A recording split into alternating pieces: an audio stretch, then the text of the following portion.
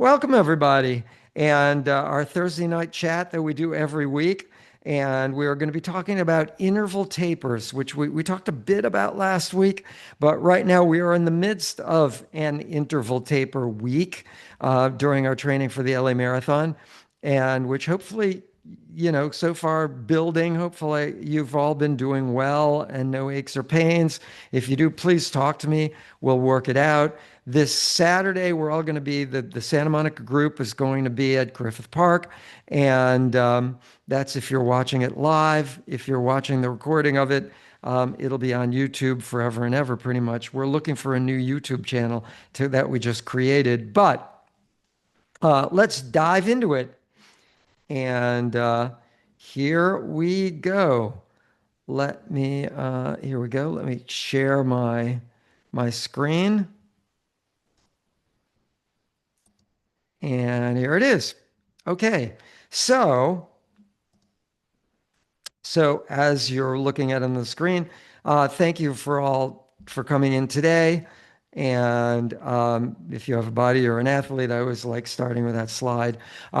You may note it no longer says certified coach level 2 USA track and field. It now says level 3.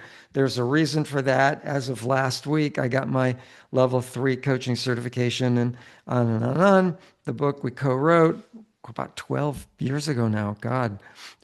So let's dive into it. One of the things that we want you to avoid doing or even thinking in terms of your build to a marathon, in this case, the LA Marathon is what we're kind of hopefully having you build for, but any marathon is, there are a lot of people that are just going to beat themselves into the ground there. If they want a PR, a personal record, or a PB, a personal best, same thing, the fastest race ever. I've heard people say this, that, oh, I'm just going to push myself a little harder. Well, oftentimes that doesn't really work. The idea of it's just 95% mental. Well, we're going to discuss this psychological idea in a future discussion. But the problem with all that is it doesn't coincide with the reality that 90% of your cerebral function is subconscious and you're not aware of it, so that your subconscious mind has governors that govern how far and fast you can go with limited resources like fat, glycogen, which comes from carbs, as we've already discussed, and all of that, sodium, hydration. When you start becoming depleted, your subconscious brain will shut you down. So you can't just push yourself into the ground. You need to train properly, which is why I'm saying this, includes the importance of interval tapers, which you're about to hear about next. But during an interval taper is actually the best time to change groups. If you want to, not going slower, that you can do anytime. But if you want to try a faster group during an interval taper where the entire week is way less, usually for us, it's about 40 to 50% less volume during a normal taper week. And when I say interval taper is they're pretty regularly, as you're about to see, like every couple of weeks, we have an interval of taper, right? And they're pretty consistent. And we'll discuss that in a minute. But they're also really critical to building the fitness which will enable you to go faster and farther and have a PR or a PB throughout your season. And we'll discuss that in a second as well. But it is the best time to change groups because, one, you are, yes, increasing intensity from speed. In other words, your speed will cause greater pounding, but you're cutting back in volume, so your intensity is dropping that way because you're not going as far, right? So you're losing intensity from one, you're gaining intensity from another. You don't ever want to build with intensity, both in volume and in speed. You don't ever want to do that in the same week. That could up the chances of getting injured. And that's not a good thing, obviously. So, before a race, you always want, and you'll see this on our schedules, you always want a minimum of 2 weeks, but there are some cases where you're going to want more like 3 weeks. The final taper before the LA Marathon, people 4 hours and faster actually have like 2.5 weeks of taper. Too much taper, as we'll discuss, could lead to a decline in fitness, a decline in ability. And that's not good either. So there's really a balance that is always being held here, building and tapering higher, building and tapering higher and higher. Um, all of it has to fit together with this balance, including the final tapers as well. We'll discuss final tapers on another lecture in the future. Now, why taper? Why have an interval taper? Well, the key importance here is, well, we already discussed changing groups. Sorry, we missed that one. Anyway, um, if you were to build and build and build and build and build, and we discussed this last week very briefly, if you were to build on what we call a lateral build that just keeps going up and up and up and up and up and up, we'll draw a line. Each one of these little lines would be a week, the equivalent of a week. Each four of these little colors would be like a month, theoretically, and a 3 week taper. That's not exactly the way we do it now, but at any rate, your intensity, your volume is just going up and up and up and up and up without any taper.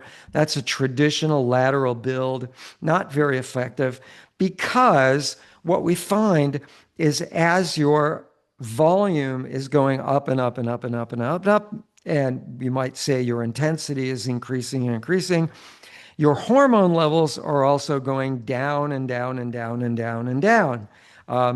And that's, you'll note the red line is volume, the black line is hormone levels. So that even at the very, very end of this black line, when you have that 3 week taper, even with 3 week taper, your hormone levels are only going up so much.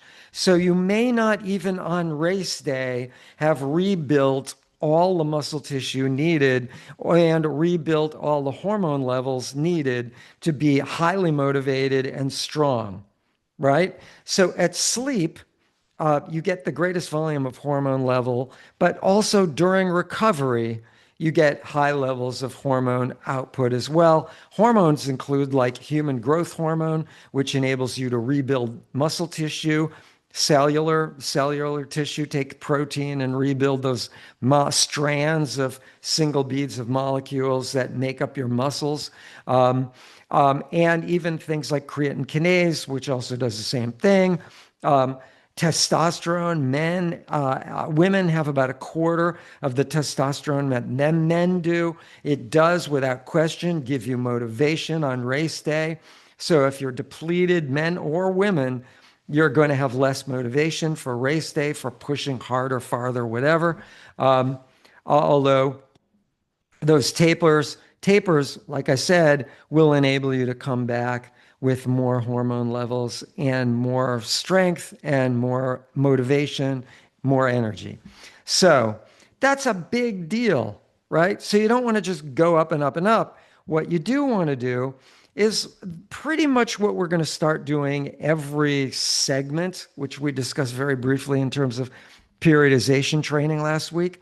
Every 3 week segment will be followed by a 1 week taper at about 40 to 50% less, which is hopefully what you're doing now.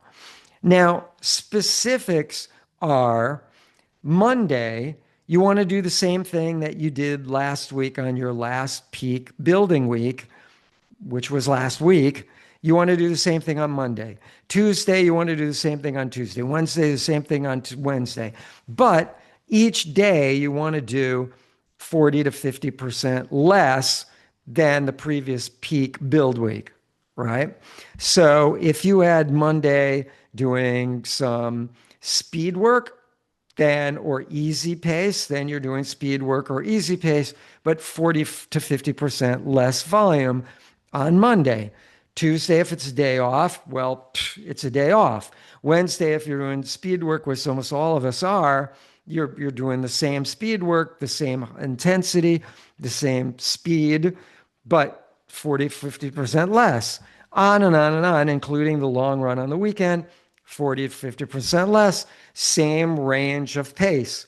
So you're doing the same thing, the same days, but 40 to 50% less on that interval taper week. Got it? That's something we didn't fully discuss last week.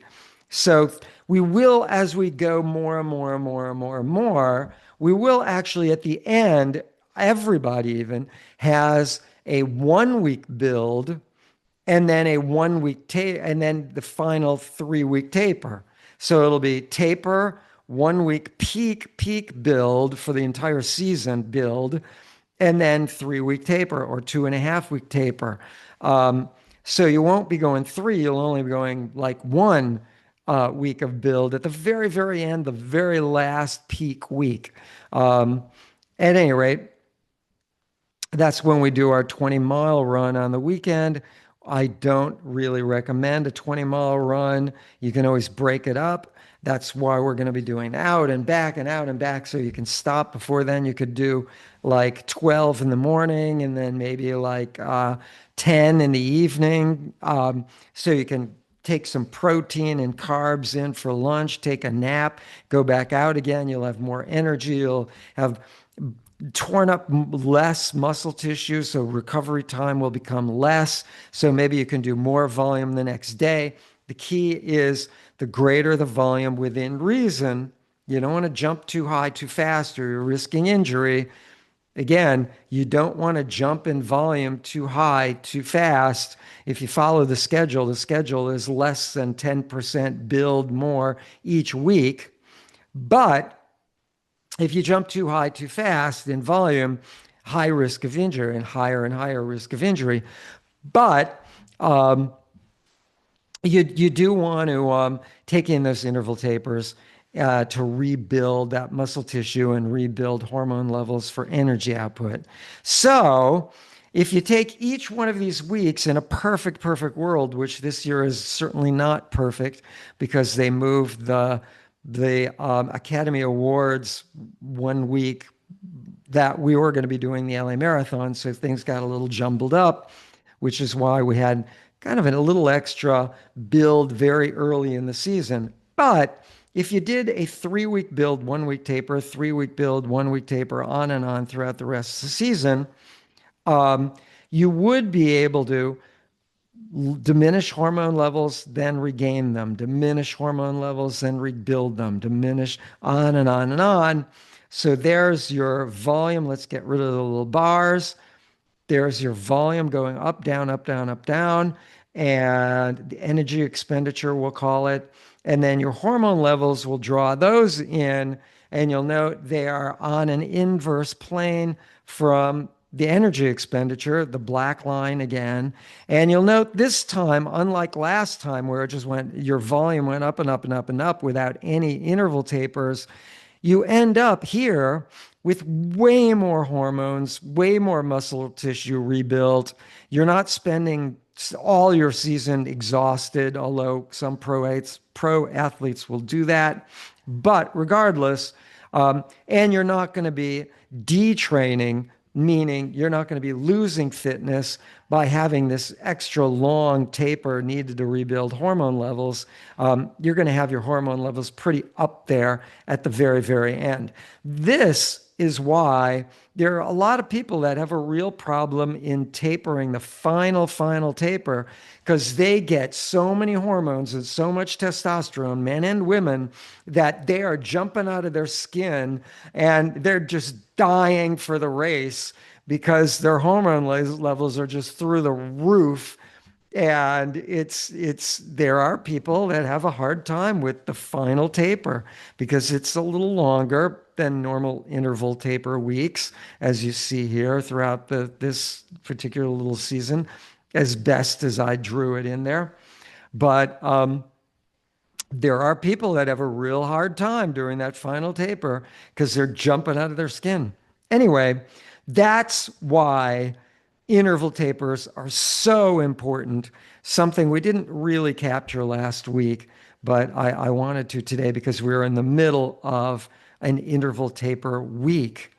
So with that, I say train smart and train to win, because if you don't, you won't. And if you do, you just might. And I thank you all for watching all of this. Those of you watching the recording, I say good night or good day or whatever.